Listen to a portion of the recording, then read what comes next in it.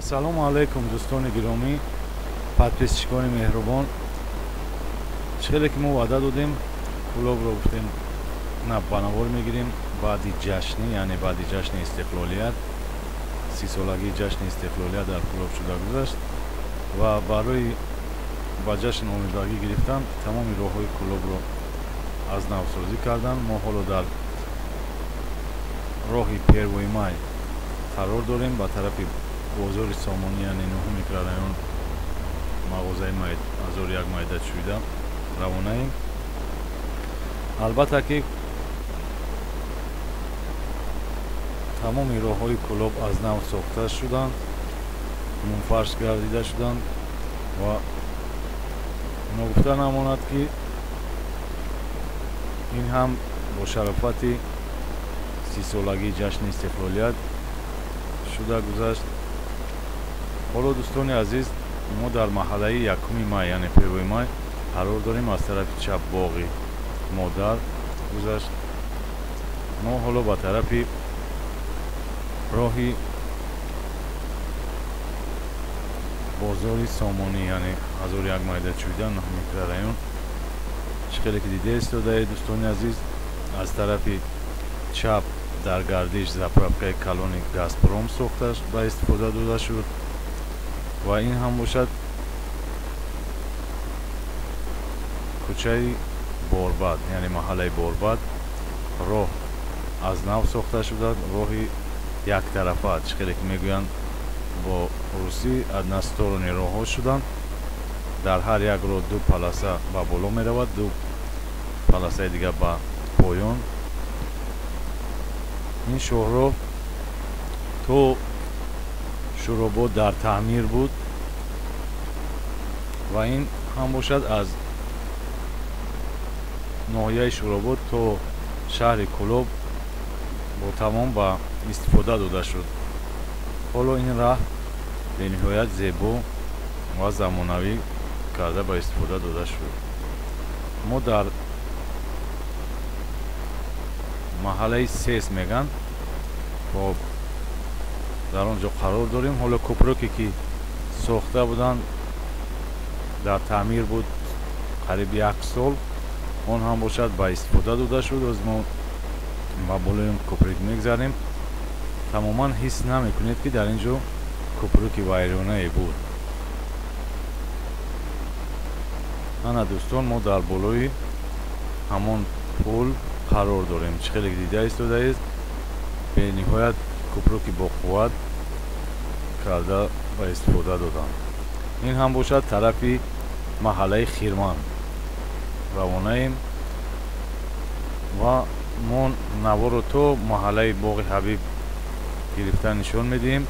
баъд аз он боз ба тарафи дигари шаҳр равона мешавем иншоаллоҳ.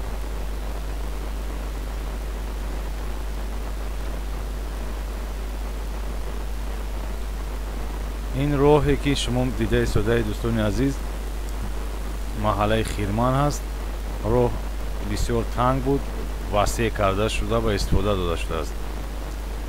роҳ ба тамоми талаботҳо ҷавобгӯ аст. албатта ин ҳамон шоҳроҳе мебошад ки роҳи Душанбе, Кӯлоб, Қулма ё ин ки Помир, Қулма, Хитой, ҳамин роҳ ба Хитой бурда мерасонад.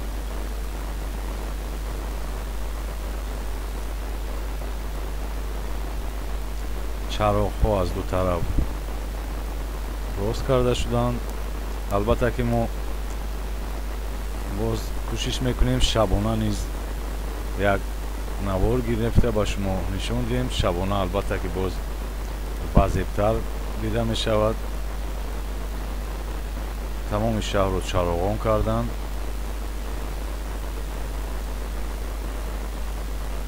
маҳаллаи Хирман дар ин ҷо ба охир мерасад ва мо ба тарафи маҳаллаи боғи Ҳабиб равона мешавем ва аз он ҷо боз баргашта тарафи дигари шаҳрро ба навор мегирем.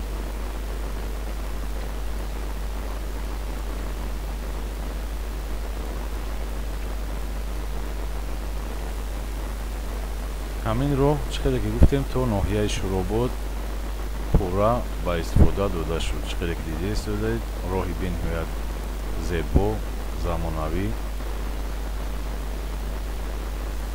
рӯз бегоҳ аст, харибиҳои намози шом мебошад ба тарафи шаҳр, аз тарафи боғи ҳабиб расти пош мешавем. боз чӣ хеле ки гуфтем ҳамон роҳ аст, маҳаллаи Хирман дохил мешавем. аз ду тараф дар ин маҳалла истгоҳҳои бениҳоят замонавӣ сохта ба истифода дода шуд. Чӣ хеле ки дида истодааст аз тарафи рост ва чап.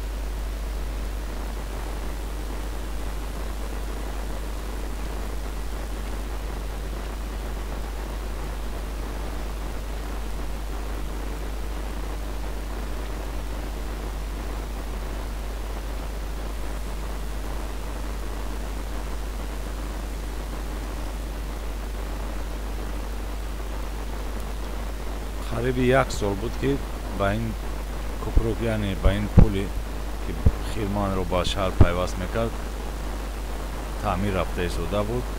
роҳ албатта ки объездной буд ба тарафи Пашадара, баъд Хирман. ҳоло бошад кӯпрук ба истифода дода шуда ва мошинҳо ва ронандаҳо бемалол аз он истифода мекунанд.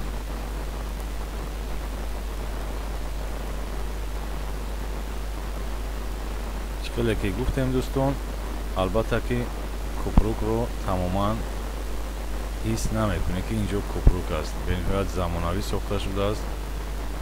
чӣ хеле ки дида истодаед дӯстон, мо ба он кӯпрук наздик мешавем. ана худи ҳамон кӯпрукда мо дохил шудем ва ба тарафи шаҳр, яъне бозори Исмоил Сомонӣ, баъд ба тарафи 9 микрорайон, Гулҷаҳон, Роҳафзо ростипол мешавем.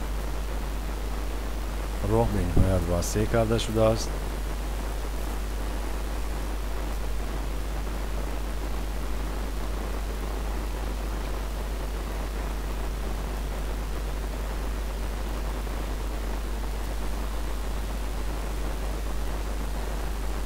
ин гуфтем чароғак ба тарафи рост, яъне ба тарафи беморхонаи Калон мебарад ва дохили байни домо мегӯянд байни 9 микрорайон, ва ҳоло рост ба тарафи бозори Исмоил Сомонӣ ва аз онҷо ба тарафи кӯчаи Борбад, яъне маҳаллаи Борбад равона мешавем. ин ҳамон доми 1001 майдачӯйда ҳаст аз тарафи рост. дар ин ҷо чӣ хеле ки гуфтем ҳамон аз тарафи рост заправкаи замонавии Газпром сохта шудааст, маҳаллаи Первой май, ва мо ба тарафи рост ба тарафи ПТУ ва 9 микрорайон роҳсипор мешавем.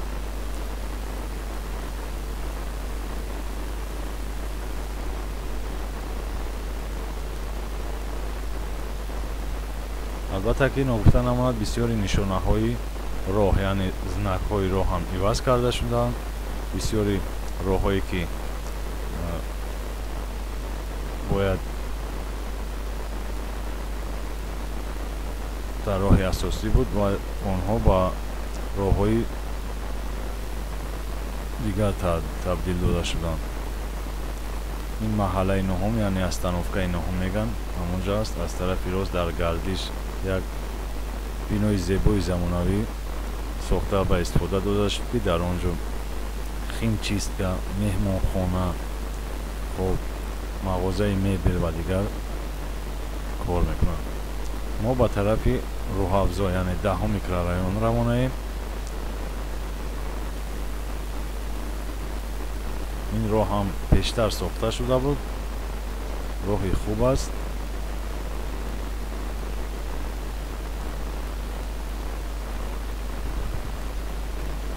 гардиши Роҳафзо. дар ин ҷо дар тарафи рост ва чап биноҳои замонавӣ истироҳатӣ сохта шуданд, яъне Шоми Кӯлоб ва маркази дилхушии Омина. ин бино бинои коллеҷи санъат мебошад дар пеши Роҳафзо ва мо ба тарафи кӯчаи Гулҷаҳон равонаем. аз тарафи чап маркази дилхушии тоир ки номашро боз Истанбул ҳам мегӯянд.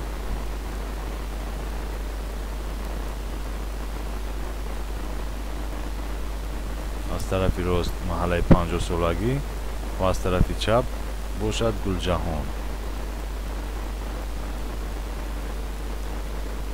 инҷо бародарон баъди аз тарафи чап гулгашти Сафар Амиршоев як бинои зебои замонавӣ сохта ба истифода дода шуд ки иборат аз 10 ошиёна аст дар ваини Гарадог, яъне гӯем хато намекунем. аз тарафи рост қисми ҳарбӣ ва мо ба ваини Гарадог, яъне қисми ҳарбӣ дохил шудам ва ба тарафи бозори Калон, яъне ба кӯчаи Исмоили Сомонӣ мебароем.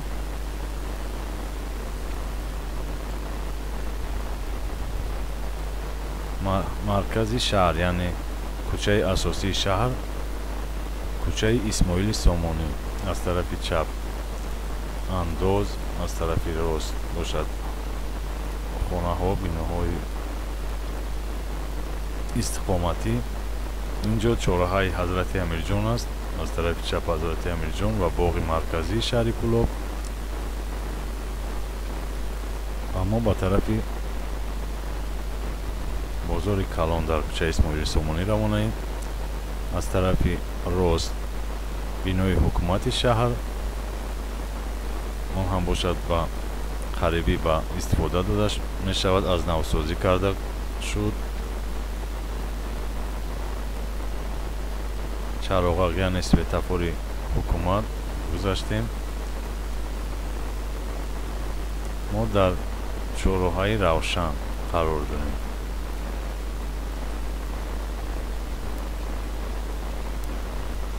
гастрономи 20 аз тарафи рост, чӣ қадр ки бо номи гастрономи 20 маъруф буд, меҳмонхонаи Чинор.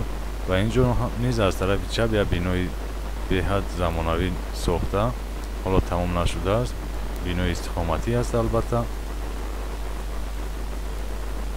ва ин доми равшан аст, чораҳаи равшан, ки мо ба тарафи бозори марказии шаҳри Кӯлоб мегузарем.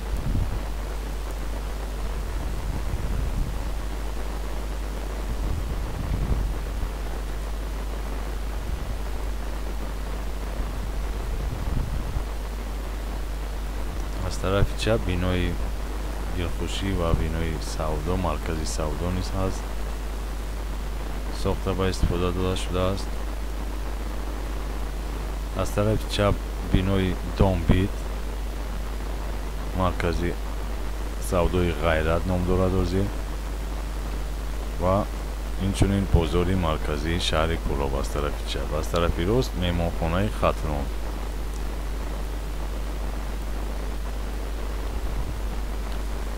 шаҳр албатта бениҳоят зебо шудааст, обод шудааст. ҳоло бошад мо дар Бадахшон, чӣ қадр ки ба ҳамагон маълум аст, чойхонаи Бадахшон буд дар қарибии вокзал, ахири бозори марказии шаҳр.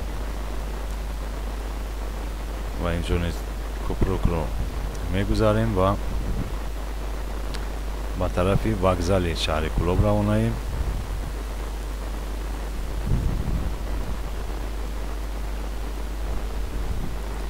ин вокзали шаҳри Кӯлоб аз тарафи рост. роҳе ки об зада буд, дар сел вайронаш хароба шуда буд, бениҳоят ҳам сохтакории зебо карда шуд. чӣ қадр ки дида истодаем, роҳ васеъ, зебо. ба тарафи мактаби 6, яъне мактаби 53-ро гузаштем ва ба тарафи мактаби 6 равонаем. чӣ қадр дида истодаед дӯстони азиз, роҳро бениҳоят зебо карданд, меҳнати ҳалол карданд иншоаллоҳ. аз тарафи чап мактаби 6. ва дӯстони азиз, дар ин ҷо навори мо ба охир мерасад ва ногуфта намонад. дӯстон, фаромӯш насозед подпискаро зер кунед ва боқӣ мо дигар видеоҳоро ба шумо нишон медиҳем. дар паноҳи Аллоҳи пок бошед.